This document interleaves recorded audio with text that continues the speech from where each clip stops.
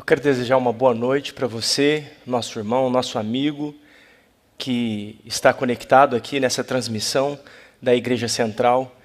E eu queria começar essa mensagem com um pedido de desculpas e de perdão.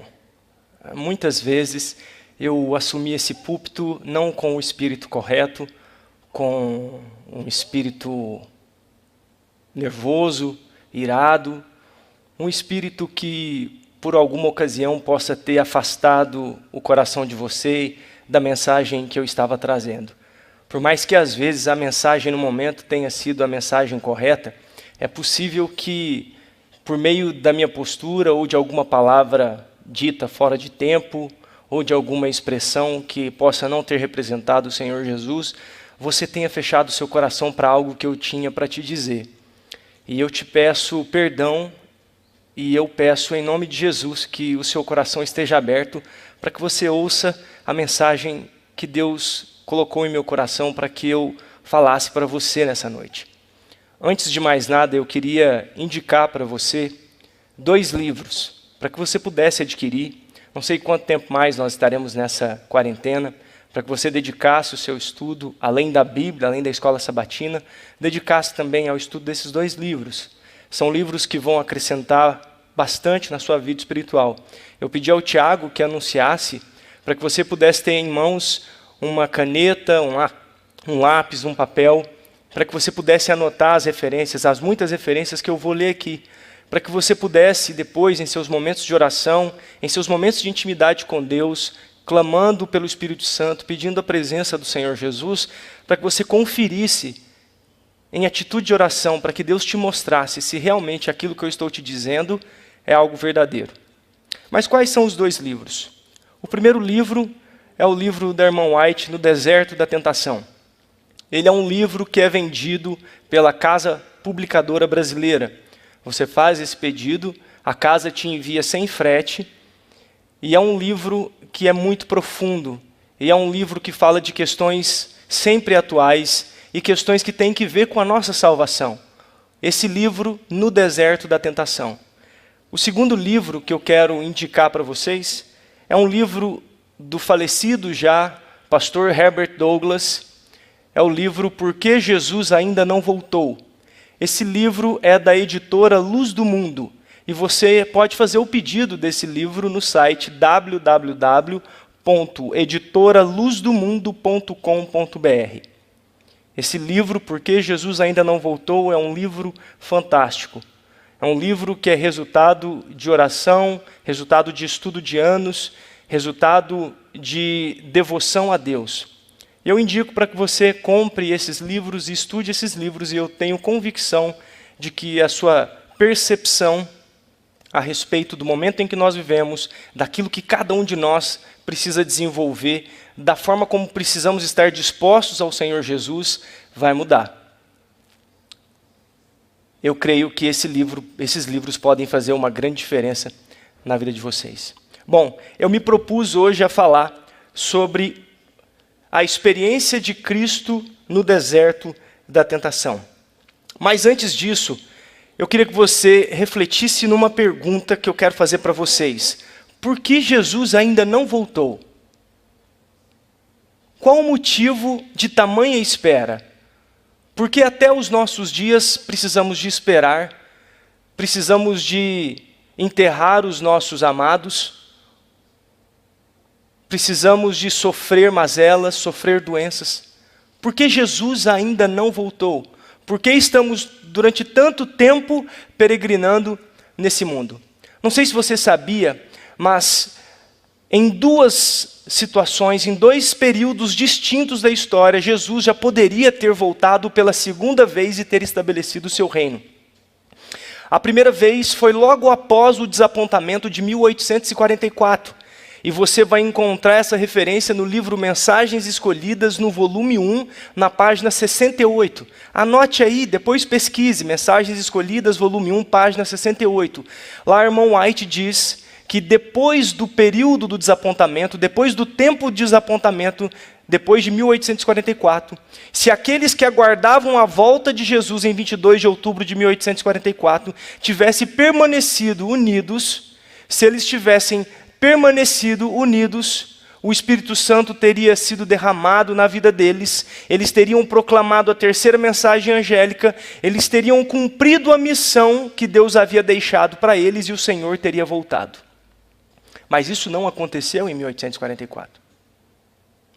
A outra ocasião foi em 1888, logo após a Assembleia Geral dos Adventistas do Sétimo Dia em Minneapolis, Minnesota, em 1888, quando Deus, diretamente do seu trono, enviou 2 servos, o pastor Jones e o pastor Wagner, para que levasse a mais preciosa mensagem que ele tinha para dar para o seu povo naquele tempo. E essa mensagem, ela foi escarnecida, ela foi recusada, ela foi ridicularizada. Nessas 2 ocasiões, nós como povo, nós falhamos. E Jesus, ele não voltou. Há uma visão relatada no livro Vida e Ensinos, na página 102. Vida e Ensinos, na página 102. A senhora White, ela estava reunida com outros irmãos, e eles estavam orando por um daqueles irmãos que estava enfermo. E no momento em que eles oravam e aquele irmão era restabelecido, ela entrou em visão. E ela viu 4 anjos, 4 seres que tinham uma obra a fazer na terra. E de repente a visão dela é dirigida a Jesus. Jesus estava com trajes sacerdotais. Jesus, ele de repente, ele olha para o Pai e clama: Pai, meu sangue, Pai, meu sangue. E ele clama para que Deus pudesse conter esses 4 seres, porque ele olhava para a terra e ele não enxergava que o seu remanescente estava selado. O povo não estava pronto. Então, de repente, a visão é mudada mais uma vez, e ela vê um anjo voando com uma velocidade sobrenatural, com algo na mão, e gritava: segurai, segurai, segurai, segurai. Para que aqueles 4 anjos segurassem os ventos. Eles estavam prestes a soltar os 4 ventos. E as cenas finais deste mundo iam começar a acontecer. Mas Jesus, clamando ao Pai, porque ele via que os seus filhos, o remanescente, não estava selado, ele pede para que o Pai tivesse misericórdia. Será que isso não está sendo cumprido nesse momento em que estamos vivendo? Onde todo o cenário está sendo armado para que aquilo que é a estratégia de Satanás, para que sejamos destruídos como povo, para que ele tente frustrar os planos de Deus aconteça. Mas ele não vai conseguir. Ele não irá conseguir. Mas veja, o povo não estava pronto. E por que o povo não estava pronto? O que falta para Jesus voltar? Eu quero ler com vocês um texto que é tremendo, é muito forte. Parábolas de Jesus, página 69. E esse é só o prelúdio da nossa mensagem. Parábolas de Jesus, página 69. O que falta? O que falta para Jesus voltar? Cristo aguarda com fremente desejo a manifestação de si mesmo em sua igreja. Quando, abra os seus ouvidos, ouça o que Deus quer dizer para você. Quando o caráter de Cristo se reproduzir perfeitamente em seu povo, então virá para reclamá-los como seus. Eu vou ler mais uma vez. Cristo aguarda com fremente desejo a manifestação de si mesmo em sua igreja. Se há algo que Cristo mais deseja, se há algo que mais aquece o coração de Jesus, é ver o seu caráter manifestado em mim, ver o seu caráter manifestado em você. E o texto continua: quando o caráter de Cristo se reproduzir perfeitamente em seu povo, então ele virá para reclamá-los como seus. Amados, o que falta para Jesus voltar é reproduzirmos o caráter dele em nossas vidas. O nosso papel nessa grande trama não é um papel de coadjuvante, não é um papel passivo. Nessa trama, nesse grande conflito, na nossa vida, na nossa salvação, nós temos que ser coadjuvantes juntamente com Jesus. Nós precisamos de ser ativos. Nós não podemos ser passivos. Cada um de nós deve saber o que precisa de desempenhar para que faça a sua parte pela salvação da sua própria alma. Nesse plano de redenção, há algo muito maior do que eu e do que você. Há algo muito maior do que a nossa salvação. Eu quero que você anote mais uma citação. Para Patriarcas e Profetas, página 68. O livro Patriarcas e Profetas, na página 68. Veja algo muito maior do que a minha salvação e do que a sua salvação em jogo. Patriarcas e Profetas, página 68. Mas o plano da redenção tinha um propósito ainda mais vasto e profundo do que a salvação do homem. Não foi para isto apenas que Cristo veio à terra. Não foi simplesmente para que os habitantes deste pequeno mundo pudessem considerar a lei de Deus como devia ela ser considerada, mas foi para reivindicar o caráter de Deus perante o universo. Deus teve o seu caráter colocado à prova. Deus teve o seu caráter colocado em xeque por uma criatura que tinha egoísmo, que tinha orgulho, que tinha traços, que desenvolveu, não tinha, porque Deus o criou perfeito, que desenvolveu essas características. Deus foi questionado por sua criatura. O caráter dele foi colocado em xeque diante de todo o universo, diante de todos os anjos, os que não caíram e os que caíram, diante de todo o universo não caído. E no plano da redenção, em primeira instância, o cumprimento desse plano é para reivindicar o caráter de Deus. O caráter de Deus precisava de ser reivindicado. E Cristo assumiu essa responsabilidade. Primeiro, de vindicar o caráter de Deus.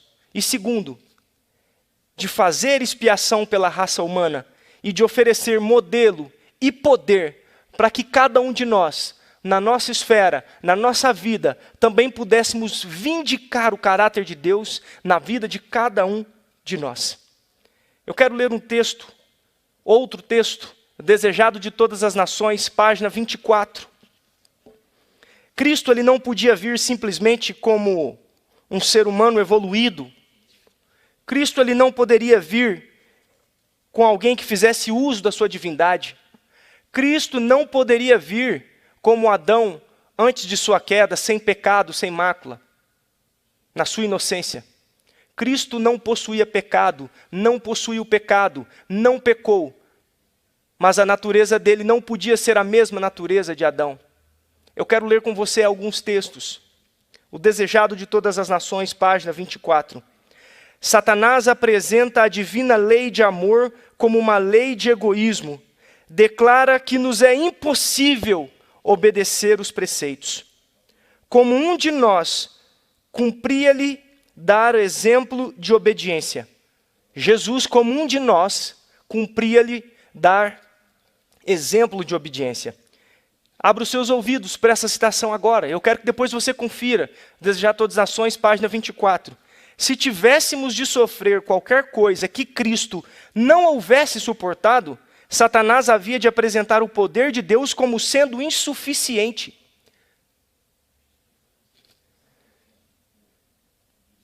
Cristo sofreu toda a provação a que estamos sujeitos, e não exerceu em seu próprio proveito poder algum que nos não seja abundantemente facultado, como o homem enfrentou a tentação e venceu-a no poder que lhe foi dado por Deus. Eu vou repetir para vocês. Sofreu toda a provação a que estamos sujeitos, e não exerceu em seu próprio proveito poder algum que não nos seja abundantemente facultado. O poder que foi facultado ao Senhor Jesus é um poder que é facultado a cada um de nós. Como o homem enfrentou a tentação e venceu-a, louvado seja Deus por isso, no poder que lhe foi dado por Deus. Sua vida, a vida de Cristo, gloriosa vida de Cristo, sem mácula, sem pecado, testifica ser possível obedecermos também à lei de Deus. Louvado seja o nome de Deus, porque por meio de Cristo Jesus, nós podemos vindicar o caráter de Deus em nossa vida. Por sua humanidade, Cristo estava em contato com a humanidade. Por sua divindade, firma-se no trono de Deus como filho do homem. Deu-nos um exemplo de obediência. Como filho de Deus, dá-nos poder para obedecer. Como filho de Deus, Ele nos dá poder para obedecer ao Pai. Eu quero ler outro texto, Mensagens Escolhidas, volume 1, página 252 e 253. Mensagens Escolhidas, volume 1, página 252 e 253. Queridos, eu não quero falar. Eu quero que o Espírito de profecia, a Bíblia, diga a nós, fale por nós. Depois da queda do homem, Satanás declarou que os seres humanos tinham se provado incapazes de guardar a lei de Deus e procurou arrastar consigo o universo nessa crença. As palavras de Satanás pareciam verdadeiras e Cristo veio para desmascarar o enganador. Abra os seus ouvidos, ouça o que eu vou ler agora. Mensagens Escolhidas, volume 1, página 252. A majestade do céu empreendeu a causa do homem e com os mesmos recursos que o homem pode alcançar, resistiu às tentações de Satanás. Amém. Como o homem tem de elas a resistir. Esta era a única maneira em que o homem caído podia tornar-se participante da natureza divina. Por meio de Cristo, pela atuação do Espírito Santo em nossa vida, por aquilo que Cristo fez por nós, por aquilo que Ele enfrentou, nós podemos ser participantes da natureza divina. E isso é muito grandioso. A majestade do céu empreendeu a causa do homem e com os mesmos recursos que o homem pode alcançar. Resistiu às tentações de Satanás como o homem tende a elas resistir. Há poder em nome de Jesus, há poder no sangue de Cristo, para que possamos recusar o mal e escolher o bem. Tomando sobre si a natureza humana, Cristo se achou habilitado a compreender as provas e tristezas do homem e todas as tentações que o rodeiam. Anjos que não conheciam o pecado, não podiam simpatizar com o homem em suas provações peculiares. Cristo condescendeu em tomar a natureza do homem e como nós, em tudo foi tentado, a fim de que soubesse como socorrer a todos os tentados. Ele pode me socorrer, Ele pode te socorrer, porque Ele sabe o que nós enfrentamos. Ele sabe na sua carne, na sua pele, o que nós enfrentamos. Assumindo a humanidade, Cristo tomou a parte de todo o ser humano. Era Ele a cabeça da humanidade. Ser divino e humano, com seu longo braço humano, podia enlaçar a humanidade, enquanto seu braço divino podia alcançar o trono infinito. Ele é a escada do sonho de Jacó. Jacó viu uma grande escadaria enquanto estava ali no Val do Jaboque, e aquela escadaria, ela tocava a terra e ela ia até o trono de Deus. Essa escada é Cristo. Nós podemos ter acesso ao trono do Pai por aquilo que Cristo fez por nós. Isso tem que encher a nossa vida. Isso tem que nos motivar a viver uma vida diferente. Isso tem que nos motivar a esmurrarmos o nosso corpo, a fazermos como Paulo, morrer todos os dias, para que Cristo viva em nós. Gálatas 2:20. Não vivo eu, mas Cristo vive em mim. Que cena é esta para ser contemplada pelo céu? Cristo, que não conhecia o mínimo vestígio de pecado ou contaminação, tomar a nossa natureza em seu estado deteriorado. Isto foi humilhação maior do que o homem finito pudesse compreender. Deus manifestou em carne, humilhou-se.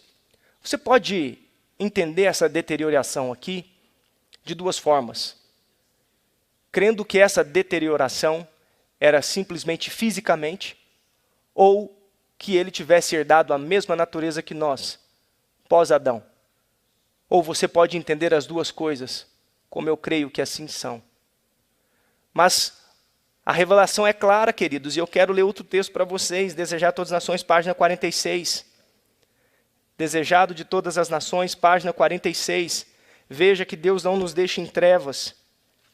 Deus não nos deixa em trevas, amados. Abra o seu coração. Isso é glória. Isso é poder em nome de Jesus para a sua vida. Teria sido uma quase infinita humilhação para o Filho de Deus revestir-se da natureza humana, mesmo quando Adão permanecia em seu estado de inocência no Éden. se Cristo tivesse encarnado, mesmo quando Adão estava no seu estado de inocência, com a natureza pura, sem o pendor para o pecado, já seria uma humilhação. Mas Jesus aceitou a humanidade quando a raça havia sido enfraquecida por 4.000 anos de pecado.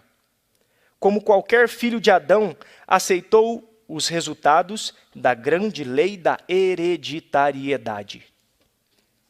Como qualquer filho de Adão, assim como você e eu, ele se sujeitou à lei da hereditariedade. O que estes resultados foram, manifesta-se na história de seus ancestrais terrestres.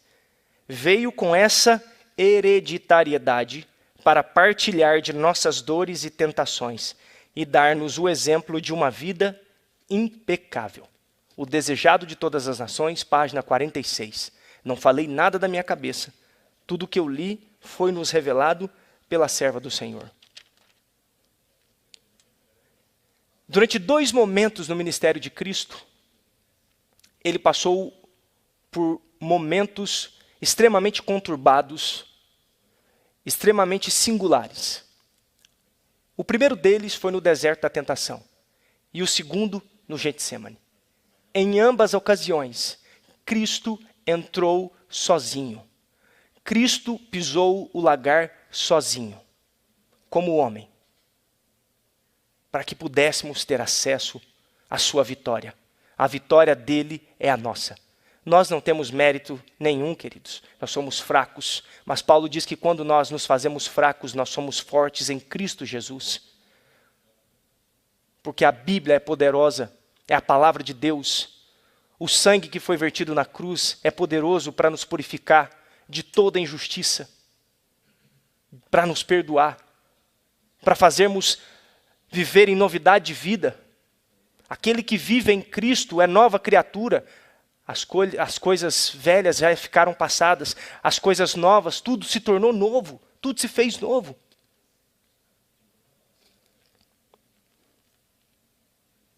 Eu quero que você abra a sua Bíblia em Mateus, capítulo 4.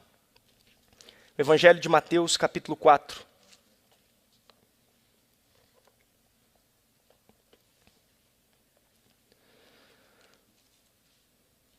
Nesse livro, no Deserto da Tentação, a irmã White ela vai nos dizer que quando Cristo ele saiu do Jordão, saiu das águas do batismo, ele se ajoelhou e pediu a presença do Pai, pediu a aprovação do Pai, suplicou forças para suportar o que ele enfrentaria. Foi na força do Pai, não na própria força dele. E depois de 40 dias jejuando, quando ele estava mais fraco fisicamente, é que Satanás aparece para tentá-lo. Mas antes disso eu queria ler um texto, capítulo 9 do livro No Deserto da Tentação, a página 27, anote aí. Quando Adão foi atacado pelo tentador no Éden, estava sem a mancha do pecado. Achava-se na força da perfeita forma humana. Todos os órgãos e capacidades de seu ser estavam igualmente desenvolvidos e harmoniosamente equilibrados. Cristo, no deserto da tentação, ficou no lugar de Adão, para suportar a prova que ele deixou de resistir. Aqui, Cristo venceu em favor do pecador. 4.000 anos após Adão dar as costas à luz de seu lar. Separada da presença de Deus, a família humana afastou-se mais e mais em cada geração sucessiva da pureza e sabedoria originais e do conhecimento que Adão possuía no Éden. Cristo herdou os pecados e enfermidades humanos como existiam quando ele veio à Terra para ajudar o ser humano. Em favor da humanidade, com as fraquezas dos pecadores sobre si, enfrentou as tentações de Satanás, e em todos os pontos em que o ser humano podia ser assaltado. Na página 28, nós lemos o seguinte, ainda no livro Deserto da Tentação: a fim de elevar o ser humano caído, Cristo deveria alcançá-lo onde ele estava. tomou a natureza humana e carregou as enfermidades e degenerações da raça humana. Aquele que não conheceu o pecado, louvado seja Deus, tornou-se pecado por nós. Humilhou-se até as profundezas mais baixas da miséria humana, a fim de que pudesse qualificar-se para alcançar a humanidade e tirá-lo da degradação na qual o pecado o mergulhara. Eu quero ler com vocês, antes de Mateus 4, 1 a 3, Hebreus 2, 17 e 18. Livro de Hebreus, capítulo 2, o verso 17 e 18.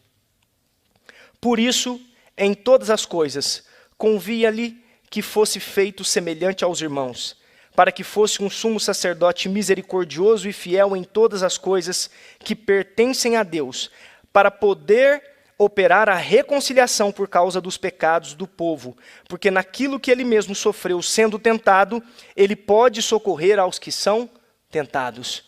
Amado, ele pode te socorrer na sua tentação, na sua dificuldade, na sua luta. É possível que eu esteja falando para pessoas que têm passado décadas perdendo para os mesmos pecados, para os mesmos erros, pela mesma natureza, pelos mesmos deslizes, dando vazão às paixões.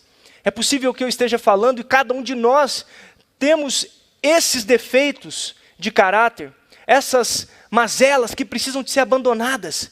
Nós só precisamos de dar o primeiro passo em direção a Cristo. E Ele fará por nós aquilo que nós não conseguimos fazer. Se o Pai habitar em nós, se o Filho habitar em nós por meio do Espírito Santo, nós viveremos uma vida de retidão diante de Deus.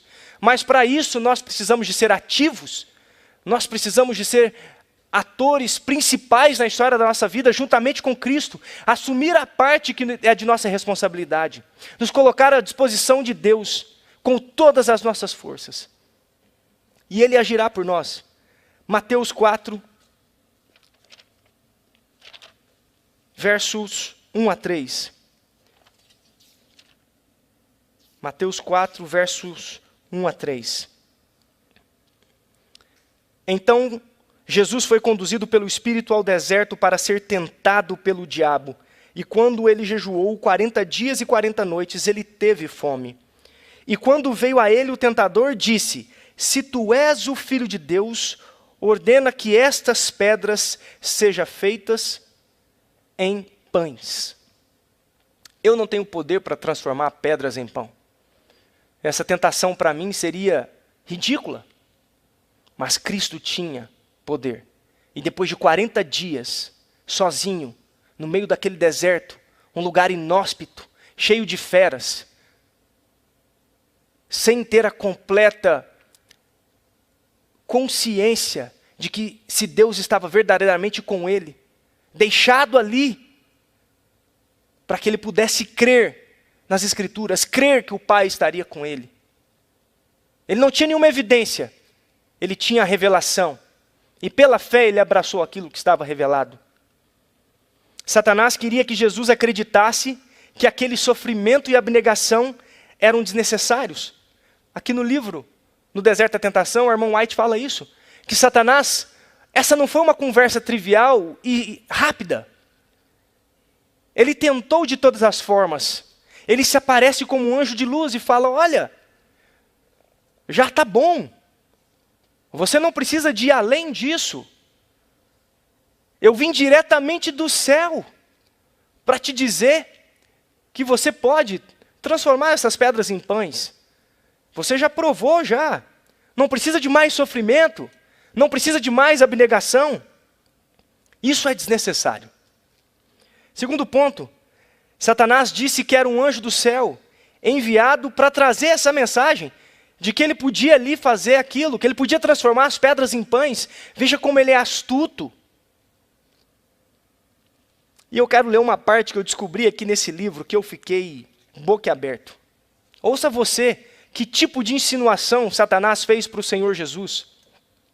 No Deserto da Tentação, na página 34, Satanás disse a Cristo que ele devia pôr os pés no caminho ensanguentado, mas não devia andar por ele como fizera Abraão, quando provado, a fim de mostrar sua perfeita obediência. ele ainda mencionou que ele era o anjo que segurou a mão de Abraão quando o cutelo foi levantado para matar Isaque, e que agora veio para salvar-lhe a vida, que não era necessário que ele suportasse a dor dessa fome e morte por inanição, que ele o ajudaria a suportar o trabalho no plano da salvação. Meus queridos, se o próprio Cristo não tivesse fundamentado na palavra de Deus, imagine se Jesus Cristo tivesse terceirizado a sua salvação, o estudo da sua palavra, aos mestres, aos rabinos, aos fariseus, aos escribas, aos saduceus, ele teria sucumbido. Mas ele conhecia a palavra de Deus e se agarrava a ela. Veja, Satanás disse para ele: eu sou o anjo que segurei o braço de Abraão quando Abraão foi sacrificar Isaque. Você não precisa de continuar, você vai morrer por inanição. Eu estou aqui para te ajudar a completar o plano de redenção. Para por aí. Se você morrer agora, tudo vai ser em vão. Transforme essas pedras em pães. E ele tinha poder para aquilo. Só que ele conhecia a palavra de Deus. Queridos, nós hoje não ouvimos ecos do deserto, dessa conversa, dessa tentação de Satanás. Isso não ecoa até nossos dias. Nós não ouvimos por aí que a estrita abnegação não é necessária, que abnegarmos de determinadas coisas não é tão importante assim. Nós não ouvimos por aí que reformas é mero legalismo. Nós não ouvimos clamores de pessoas que querem um cristianismo mais leve. Nós não ouvimos por aí que muitos de nós são extremistas. E amados, há um grande erro nisso. Sabe por quê? Nós não conhecemos o conceito de extremistas. Nós não sabemos o que é extremismo. Eu não sou extremista. E eu não conheço nenhum extremista. Sabe por quê? Você sabe o que é extremo? Extremo é construir uma arca com o dinheiro do próprio bolso, acreditando que o mundo vai acabar por um dilúvio durante 120 anos, cada martelada falando disso. Extremo é sair da casa dos teus pais, num lugar que é aconchegante, um lugar que você ama, sair da tua parentela e ir vagar por um lugar que você não sabe onde que é, em busca de uma terra que é prometida. Isso é extremo. Você sabe o que é extremo? Levar um filho para um monte, fazer um altar, pegar um cutelo para matar esse filho, porque Deus pediu prova. Isso é extremo. Você sabe o que é extremo, amado? É você ser fiel a Deus de tal forma que pessoas vão te jogar num forno quente, numa fornalha, e você não se importa com a sua vida. Você sabe o que é extremo? É você ser lançado numa cova de leões por adorar o seu Deus. Você sabe o que é ser extremo? É você aceitar ser grudado num madeiro por uma raça que a maioria dela não vai dar valor no que você fez. Isso é extremo, queridos. A Bíblia é feita de extremos. E com Deus não existe meio termo. Com Deus é extremos. Deus não poupou o seu único filho. Isso é extremo. Deus não poupou a Jesus Cristo. Isso é extremismo. Para que eu e você, para que nós tivéssemos oportunidade de honrá-lo em nossa vida e de, consequentemente, obtermos a salvação. Não temos ouvido anjos de luz que nos dizem que nós viveremos nos nossos pecados, na nossa devassidão, nas nossas falhas de caráter até o Senhor Jesus Cristo voltar? Não temos ouvido anjos de luz nos dizer isso? Abra sua Bíblia em 1 aos Coríntios, capítulo 10, verso 13. 1 aos Coríntios, capítulo 10, verso 13. Anote cada texto, cada referência. Em nome de Jesus, seja como os bereanos. Não confie em mim. Não terceirize a sua salvação. Não terceirize o conhecimento da salvação por nenhum outro homem. 1 aos Coríntios, capítulo 10, verso 13. Abra o seu coração para o que Deus vai te dizer nesse texto. Não vos tem sobrevindo tentação que não seja comum aos homens, mas Deus é fiel, o qual não permitirá que sejais tentados acima do que sois capazes, mas também com a tentação fará um caminho para escapar, para que sejam capazes de suportá-la. Não há desculpa para o pecado. Não há desculpa para a minha natureza, para a minha maledicência, para o meu mau humor, para o meu comportamento irracível. Não há desculpa para isso, porque Deus provê um escape para toda a tentação. Logo, o pecado não tem desculpa. Se o pecado fosse desculpado, o Senhor Jesus Cristo não teria morrido por nós. Romanos, capítulo 8, verso 2, anote aí essa bênção. Ore a Deus e leia esse texto. A lei do Espírito de vida é superior à lei do pecado. Deus é superior. Deus é poderoso. E Deus está esperando com o coração fremente. Cristo espera que o caráter dele seja reproduzido em cada um de nós. E se ele prometeu, se ele é fiel para prometer, ele é fiel para cumprir. Como Jesus resistiu a essa e outras duas tentações? Está escrito, está escrito, está escrito. Salmo 119, verso 11. Escondi tua palavra no meu coração, para não pecar contra ti. Nós precisamos de conhecer a palavra de Deus, porque Deus fala conosco através da palavra dele. Eu preciso de escondê-la no meu coração, preciso de tê-la memorizado, preciso de memorizar versos, preciso de memorizar capítulos da Bíblia, do Espírito de profecia, para que no momento de provação, eu suporte a aprovação em nome do Senhor Jesus Cristo e com a força que vem dele, por meio do Espírito Santo. Só me resta clamar e confiar. A resposta dele foi: não só de pão viverá o homem, mas de toda palavra que procede da boca de Deus. Eu quero ler com você a segunda tentação, Mateus 4, 5 a 7. Volte lá, no Evangelho de Mateus, no capítulo 4, versos 5 a 7. Então o diabo levou a cidade santa e o colocou sobre o pináculo do templo e disse-lhe: se tu és o Filho de Deus, lança-te daqui abaixo, porque está escrito: ele dará ordens aos seus anjos a teu respeito, e em suas mãos te sustentarão para que nunca tropeces com o teu pé em alguma pedra. Presunção. Satanás tentou fazer com que Jesus fosse presunçoso,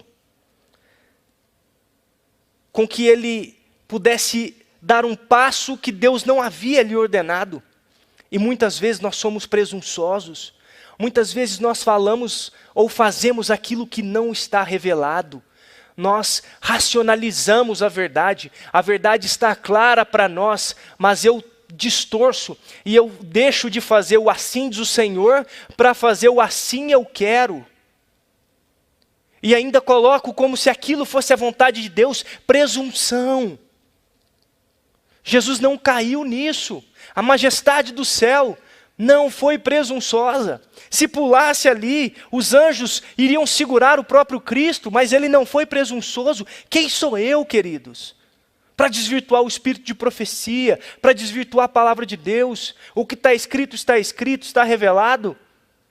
Presunção, que isso não faça parte da nossa vida. Porque muitas vezes, sendo presunçosos, nós erramos feio e desonramos a Deus. Transmitimos uma imagem errada de Deus. Não sejamos presunçosos. Satanás usou a palavra de Deus. Cuidado. Nem tudo que reluz é ouro. Pesquise por conta própria. Não terceirize a sua salvação. Digo de novo, repito, não terceirize o seu conhecimento da palavra de Deus. Aprenda por você mesmo. A terceira tentação, o verso 8 a 11. Novamente o diabo o levou a um monte altíssimo e lhe mostrou todos os reinos do mundo e a sua glória. E disse-lhe: todas estas coisas eu te darei, se prostrado me adorares. Então disse-lhe Jesus: vai-te, Satanás, porque está escrito, tu adorarás ao Senhor teu Deus e só a Ele servirás. Então o diabo deixou, e eis que chegaram anjos e o serviram. A terceira tentação, adoração. Satanás ofereceu a glória do mundo a Jesus Cristo. E o mundo até aquele momento tinha Satanás como seu dominador. Porque Deus, quando criou esse mundo, deu o domínio de todas as coisas para Adão. Mas Adão, quando pecou, ele passou o domínio para Satanás, o príncipe deste mundo, até aquele momento. Porque na cruz, ele perde o seu principado. Mas veja, Satanás ofereceu para ele a glória do mundo que lhe pertencia. Eu te ofereço esse mundo, se você prostrado me adorar. Amado, não há possibilidade de adorar a Deus e adorar ao mundo. Não há possibilidade de ver a glória de Deus e ter a glória do mundo. Isso não é possível. Ou você tem um, ou você tem outro. É impossível servir a dois senhores. Satanás colocou isso diante de Cristo. E Cristo não ousou adorar a criatura caída. Eu quero ler somente mais 3 textos. E aí, a Mayra vai cantar novamente a canção que ela cantou no início. Que fala de nos colocarmos nas mãos de Cristo. Que fala de estarmos à disposição de Cristo para que Ele opere em nós. Eu vou ler somente mais breves 3 textos. E ela cantará a música para nós. Ainda no livro No Deserto da Tentação. Na página 63. Temos para combater um inimigo muito vigilante. Satanás adapta suas tentações às nossas circunstâncias. Em cada tentação, ele apresentará alguma insinuação, alguma coisa aparentemente boa para se ganhar. Mas em nome de Cristo, podemos ter vitória resistindo aos seus enganos. Não é na minha força, não é no meu nome, é no nome de Cristo. Cristo veio ao mundo a fim de aperfeiçoar um caráter justo para muitos e elevar a humanidade caída.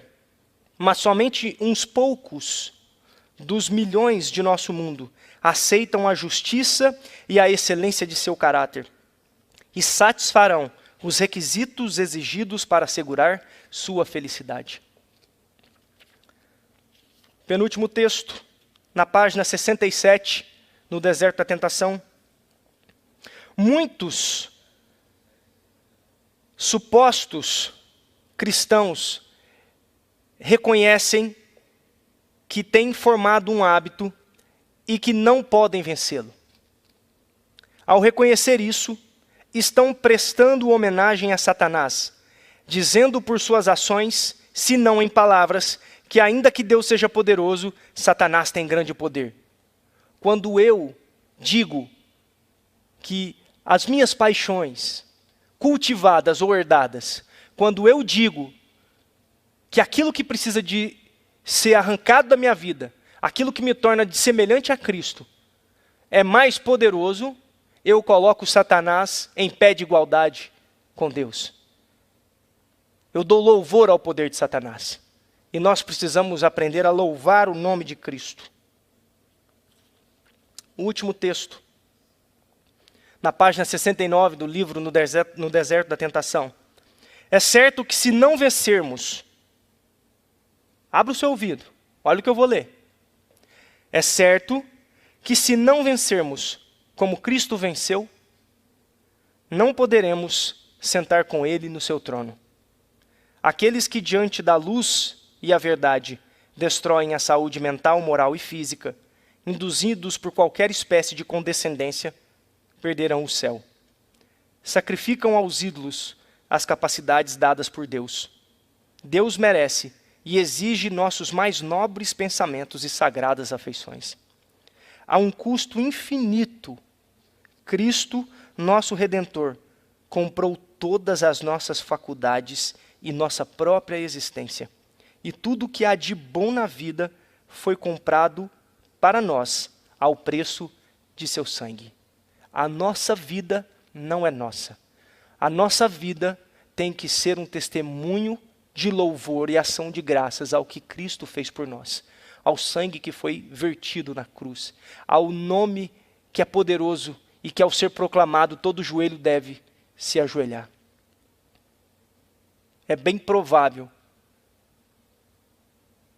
que pessoas com diversos tipos de dificuldades estejam ouvindo essa mensagem. Pessoas que às vezes são desonestas no seu trabalho, que ganham o dia a dia enganando os outros, passando os outros para trás. Pessoas que vivem para levantar discórdia.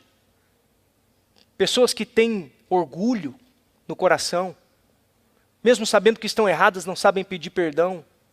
Perdão a Deus, perdão ao próximo. É possível que eu esteja falando com pessoas que têm o seu corpo tão degradado, tão surrado, por causa da intemperança. É possível que existam pessoas que estejam no pecado da pornografia, do adultério, da fornicação, da impureza. Quem sabe esses pecados têm arrebentado com a sua vida ao longo dos anos, e você não tem coragem de levantar os olhos para o céu. Você fica desanimado para ler a palavra de Deus. Você não tem ânimo de orar porque você se sente imundo, sujo. E você acha que você não tem nada de bom que te recomende a Deus. E não tem mesmo. Mas deixa eu te falar uma coisa. Você querer fazer algo para se recomendar diante de Deus é a raiz do paganismo. É o paganismo que diz que eu tenho que ter algo bom para oferecer para a divindade, para que ela me aceite, para que ela faça as coisas boas para mim. O que ficou para trás ficou, queridos. Isaías 1,18 fala: vinde, arrazoemos, ainda que os seus pecados sejam vermelhos, eles se tornarão brancos. Vem, conversa comigo, filho. Eu sei das suas dificuldades. Hebreus 4,13, todas as coisas estão patentes aos olhos daquele com quem temos que prestar conta. Ele sabe quantos fios de cabelo você tem na cabeça, sabe tudo que passa nos teus pensamentos. Ele te sustenta, Ele te dá o fôlego de vida. O que ficou para trás ficou. Os pecados que foram cometidos ficaram para trás.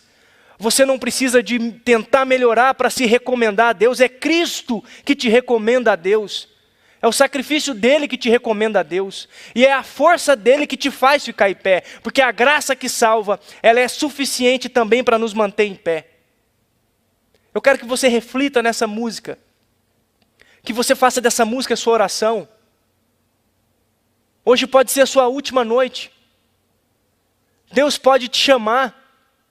E como é que está a sua vida? O que você tem feito da sua vida?